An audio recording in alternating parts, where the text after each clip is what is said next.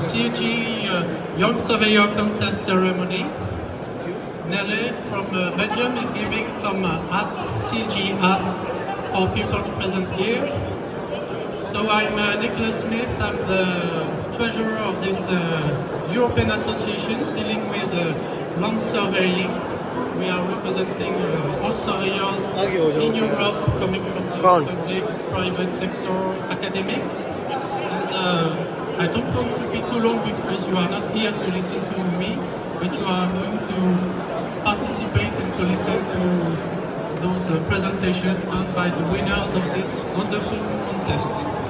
In CLGE we have got several partners and sponsors, but today we have got two special guests from Leica and from Teria, two associations and companies that are members since a long time, they are partners and they participate to the jury. They will explain them later and they will give you some prize and so on. So thank you very much for this. And I leave the place to Yanis who will explain you how it will work this ceremony. So thank you very much. And don't hesitate to go and catch a cap. Nele is here. Thank you very much.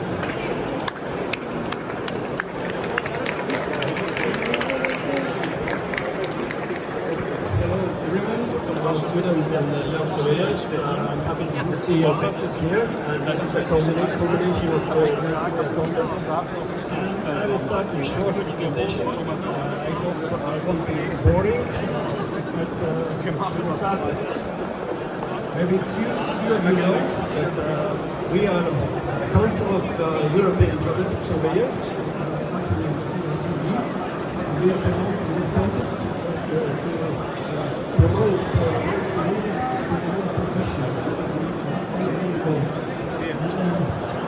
to understand what the CLGE is about, we are umbrella associations in Europe, gathering together all other associations from the European Union and abroad, not abroad, but in Europe.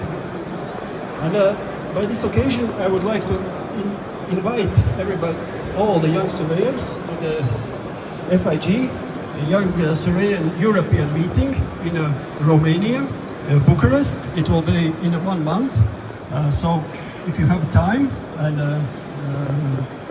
willing to go, just join them next month. Next, for everyone who didn't participate this year, you have a chance to do it next year.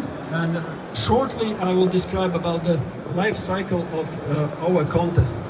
Usually at the beginning of the year we announce the contest and the rules and everybody can participate.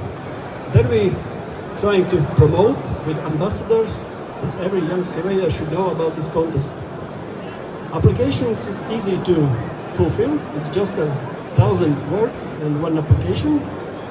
And deadline usually is July or August. It depends on the year, how fast is the INTERGEO fair in this year.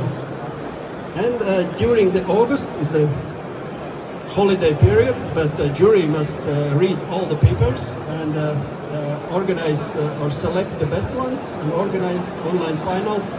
And this year it took place on 3rd September. And finally we are here to announce the winners at INTERGEO fair. This year we got 30 applications from different countries around Europe, and most of them we got from Bulgaria and North Macedonia, and the rest countries as well. Thanks to everyone. And I will start with gratitudes to our ambassadors who promote this contest. This year they were Susanna Sapers, Dögös Guler, Asnata Egle, and Milos Tuncer. I guess most of the participants know some of them at least. And of course, as we know, nothing happens without support or some friendship with some companies who are our supporters. Thanks to them as well. And finally, I would like to introduce our jury members. We have Bernhard Richter from INTERGEO System. He will announce the PhD awards. Then we have Anne-Marie Loango from also Space, and Paul Chambon from INTERGEO. Also, interviews will announce the bachelor and master's prizes. Then we have two jury members from universities. It's Leif Bjørk Mjøs from Norway, University of Applied Science, and Nele van Hout from University of Applied Science in Ghent, Belgium.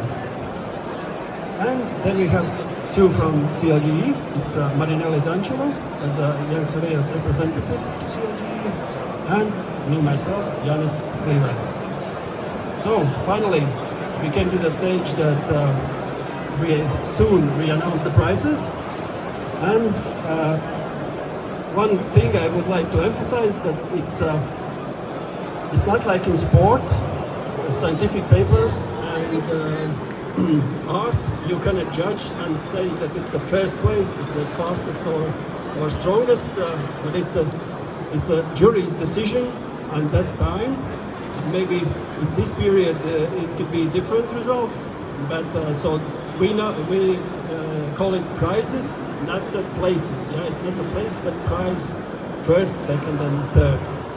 Okay, so we start with short presentations from bachelors and masters, and I would like to invite to the stage Angelina Yerjomina, Milos Basaric, and Pavel Czerzik. They will all present shortly about their topics, and then Paul Chambon will announce the prizes. Okay, Angelina, the floor is yours. Hello to everyone, my name is Angelina. I'm coming from Estonia. I'm studying construction surveying in Tallinn University of Technology.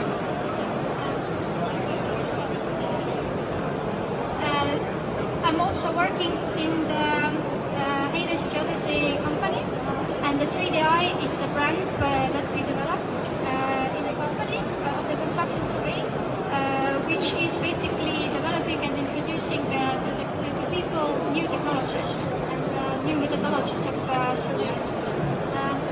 My topic was about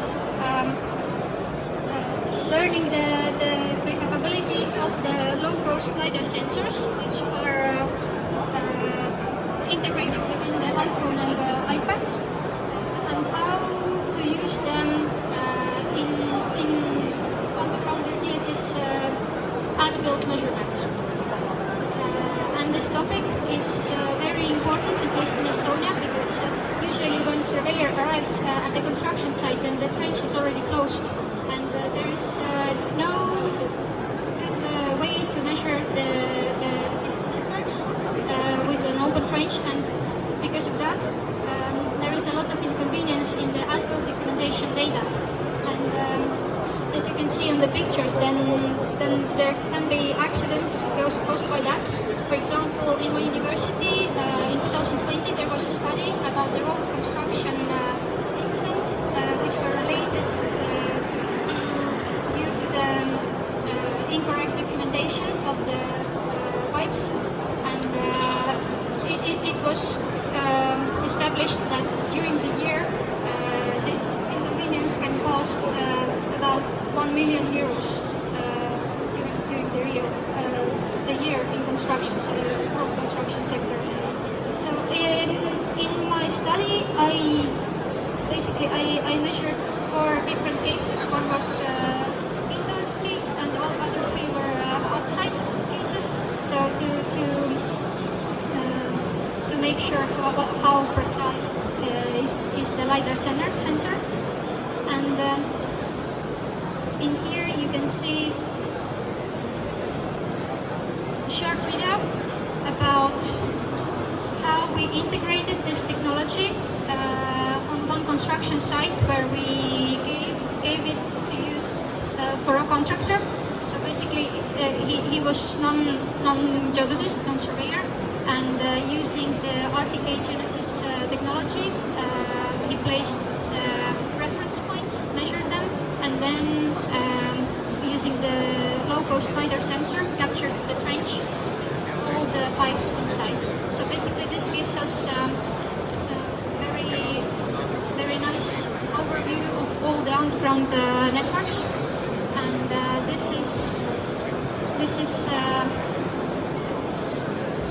this was my work. Thank you.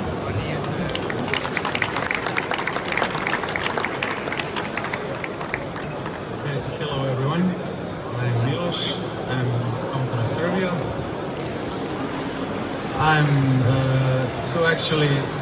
I was born and raised in Bačka Palanka near Croatia border, and I was very playful child, got a lot of interest in sport. After that led me to enroll in the military, so I finished military grammar school, which I finished in 2015. After that I enrolled military academy, which and on that way I met a lot of my friends, and actually even though that we are separated in next years, one of my friends is actually here, Marco, so I want to greet him because we actually met in this conference again in INTERGEO after a couple of years. Finishing military academy in 2019 with the great honors, I was awarded by the President of the Republic of Serbia by the Silver Saber, and after that I enrolled my master studies in Novi Sad in the Department of Geodesy and Geoinformatics. So also beside that I was start working in a military geographical institute in Belgrade. So my work is automatic extraction and placement of building point vector data from aerial imagery for the 25K topographic map production using UNet. So in the topographic map, especially in urban areas, there's a lot of buildings, a lot of objects, and this symbol that is represented in the corner of the slide is non-scalable point building symbol. The actual theme of this research was to automatically generate that symbol on the map and to get some semi-finished product in order to make your topographic map production faster. So the methodology was to do a building detection and to do a vector operation on that detected area. So I used UNet, convolutional neural network, to detect all the objects from the satellite imagery in 30 centimeters, and after that I tried to produce some algorithms to do vector operations and to do data filtering, data placement, to generalize and to make it suitable for cartographic use. So, as I said, the input is 30 centimeter aerial imagery.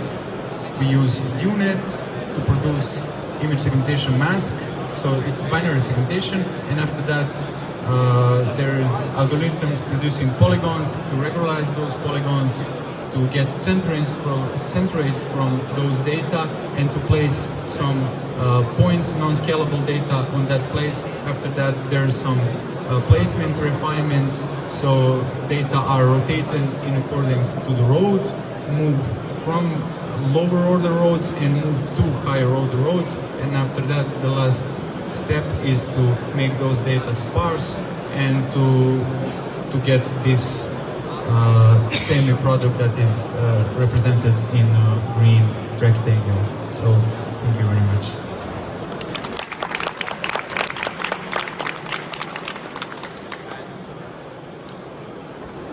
Hello everyone, my name is Paweł Czernic. I'm from Warsaw University of Technology. I finished my master's studies of course mobile mapping and navigation systems. Now I'm starting my PhD. I'm a new technology enthusiast, and cooperation with different branches of industries and science.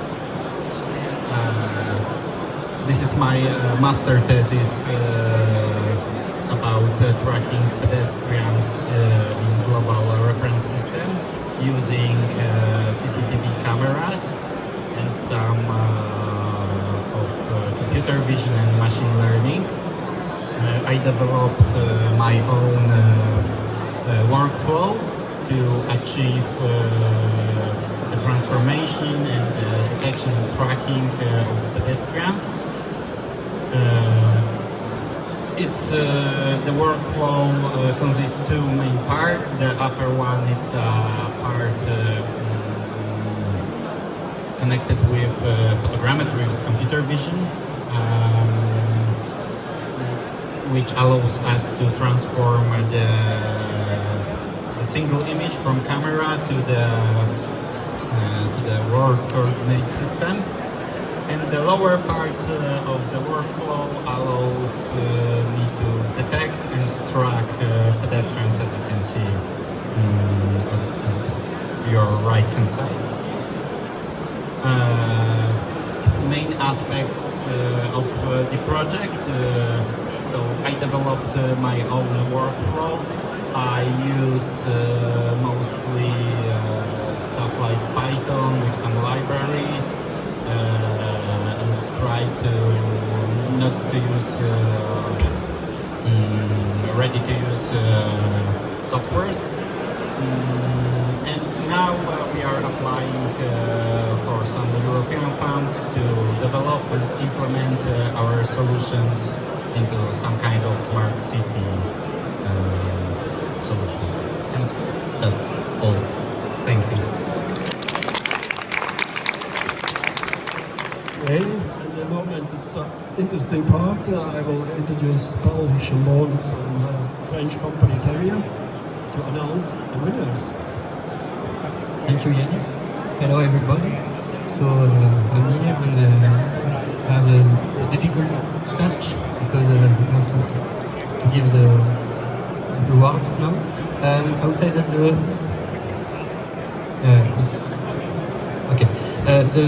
third place is a project, and I'm here since 2 days in INTERGEO, and we see a lot of leaders now. And we see that today we have one topic that works on this product, and it's pretty an actuality project. So Angelina, you have the third place in terms of awards. So thank you for your project, which is really something that is linked to the actuality. So thank you very much. It's a very good job on this part. So thank you.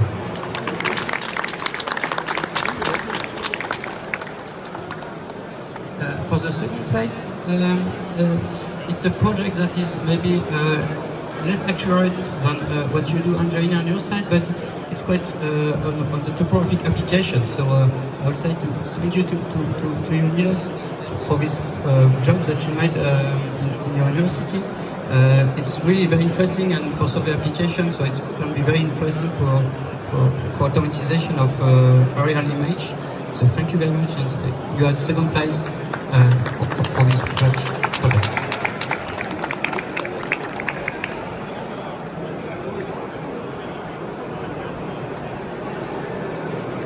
And so first place, you know that. So we go to mass market application with the CCTV application. So little less accurate than the project we see before, but we see that there is a link also. So we see that our application also go to mass market application. So thank you very much for your project, and so we can listen you with this award. So thank you.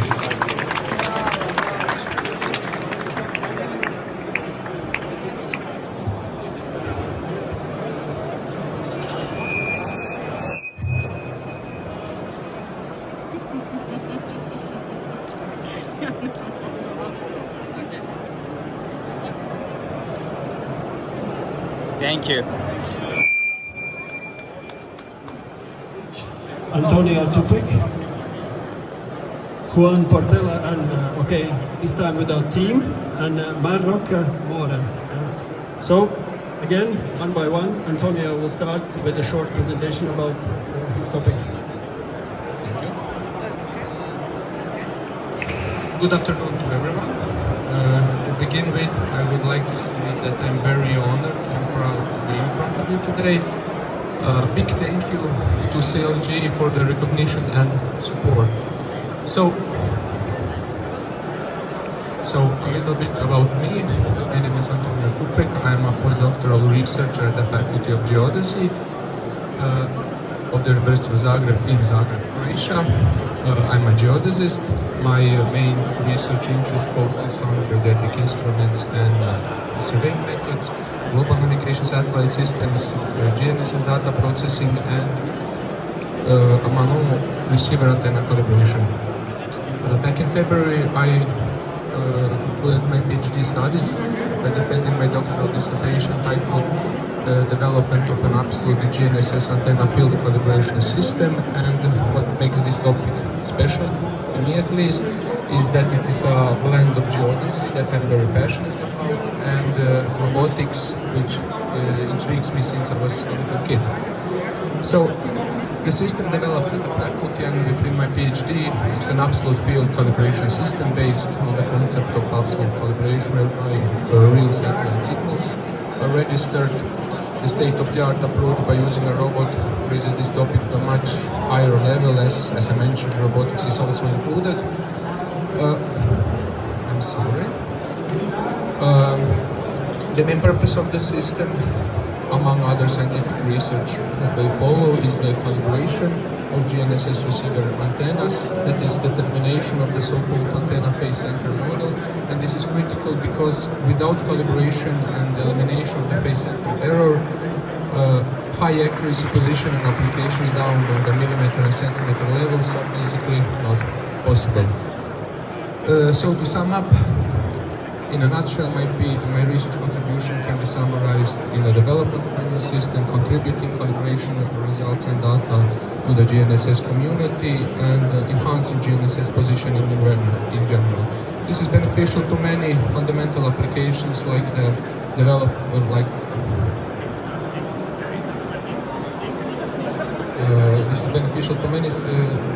fundamental applications like the realization of global and local geodetic reference frames, geodynamic applications, large-scale engineering projects, national course network, and so on. And all of them are basically a backbone to countless other everyday applications.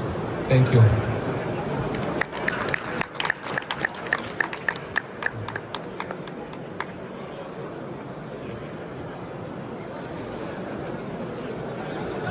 Good afternoon, everyone, and thank you for coming. I'm Juan Portela, and I will start with some background. So I studied a bachelor in geomatics engineering at the Technical University of Madrid and a master in seismic risk analysis. And now I'm finishing my PhD, so I'm going to present part of my PhD thesis. It's also at the Technical University of Madrid, and I also perform tasks of assisting in lectures. I also perform some research stays in the GNSS New Zealand and in Lyon in France, which helped for this research. And of course I want to mention my two thesis advisors, Alejandra Staller and Marta Beja, also deserve credit for this research. And now I'm about to face the abyss of what to do next because I'm finishing this in 1-2 months. So this part of my research is basically how to use geodetic data, GNSS and INSAR, so interferometric radar, to assess seismic hazard in a country in Central America, which is El Salvador. So basically we perform campaign observations in stations we have in the country, and we also took data and also continuous observations in the country, and we took open data from different stations across the Caribbean and Central America. And we computed the GNSS velocities, and we tied them to the ITRF frame, 2014 at that moment. And from this ITRF in the Caribbean, we derived a Euler pole which describes how the plate moves, and this is very useful for future applications, geodetic applications in the area. On the other hand, the INSAR processing was with ALOS PALSAR data, which are from images from the Japanese Space Agency, and we processed them with ASVAS processing, and we derived the time series, but these time series are in the line of satellite. They are not 3D like the GNSS, but in the line of satellite geometry. So we integrate those to make first simple models and then more complex kinematic models from blocks. And we inverted the data and we derived the parameters of the main faults, which is very helpful after several iterations.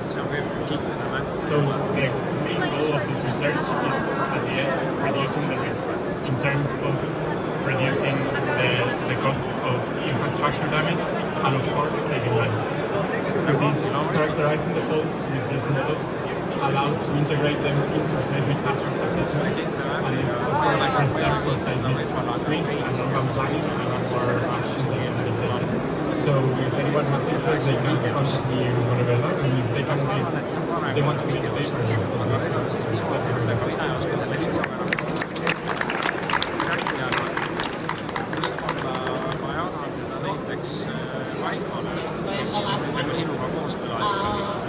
thank you. My topic is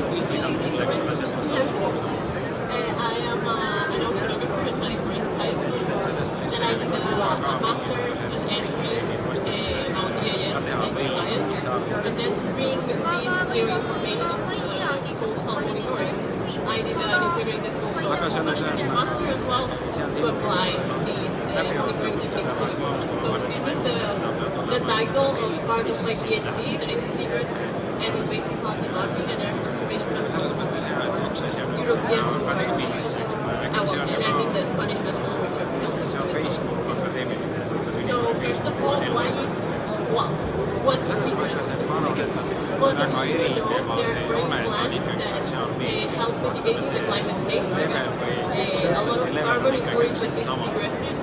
So they're natural carbon sinks, and 42% of these carbon sequestered by the ocean is in these plants. So if we look into the Mediterranean, we have these species that has the faster rate to sequester carbon in the ocean, and is really endangered. Also treated by anchoring, but also through a marine-based species. That if we see the potential destruction, it goes across the Mediterranean. So now the European Commission is trying to generate a methodology for the member states to report how much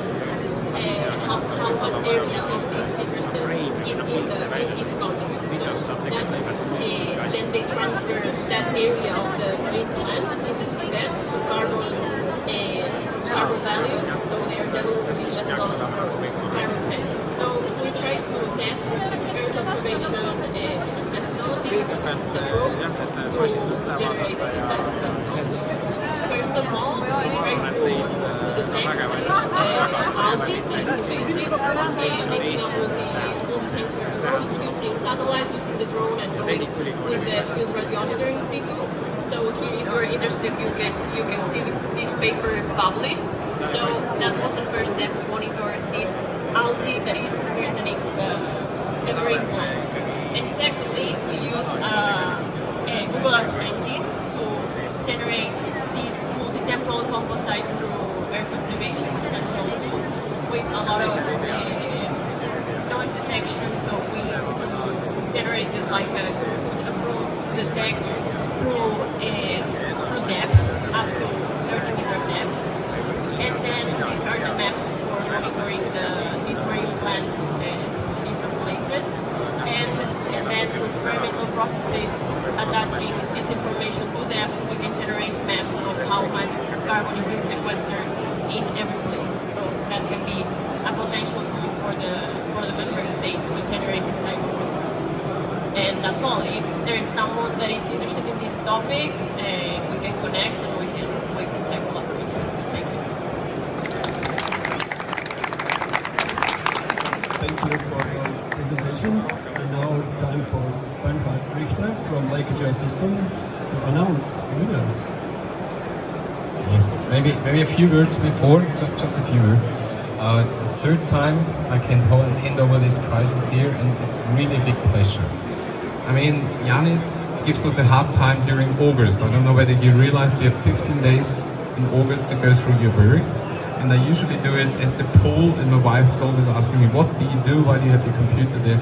So it's not so easy, but it's very, very exciting to see how diverse our discipline, how diverse surveying can be, and where the young ideas bring us. When I studied surveying 30 years ago, there was no AI, there was no augmented reality, there was no machine learning, there wasn't even scanners to create point clouds, and believe it or not, we were discussing whether RTK, GNSS RTK is working or not. So it's really the old days, and now 30 years later, it's impressive where it got us, and it's you. It's really the young surveyors who get us further the next 30 years, and I cannot even imagine where we're gonna be in 30 years. So we chose the 3 winners for a good reason, because I think all the 3 topics are extremely relevant of what we together want to achieve. And this brings me already to the 3rd winner, and I hope I got it right. Yeah, it's Maria del Mar Rocamora. So her topic, I think, is so relevant because we don't have so many years to get it right? And we have a project called To Get It Right by 2030. I'm not sure we manage, but to be sure that our instruments, our ideas, the work we do, we can have more sustainable projects, run the projects more efficient is really important, and her topic is in this direction to really think about there's only one planet and that we need to fix it, and we can help fixing it. So thanks a lot for your work. I was very excited. Okay, the 2nd place is for Antonio Tupek. I was mentioning in the 90s we discussed whether we can do RTK and whether we can measure with GPS down to the centimeter or even millimeter, and any work that brings us further in this direction makes GNSS more precise, more user-friendly, so that's really relevant, and thanks a lot for your topic and the work. And it's clear now who the winner is. It's Juan Portela from Madrid. So I'm a big Real fan. I hope you're a Real fan too, and not okay, it's Atletico, I see. Anyway, so one of my first jobs was also in the disaster reduction.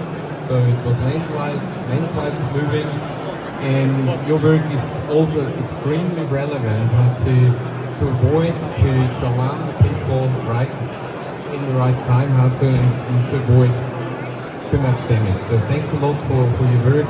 Very interesting. I like it a lot. Thanks very much.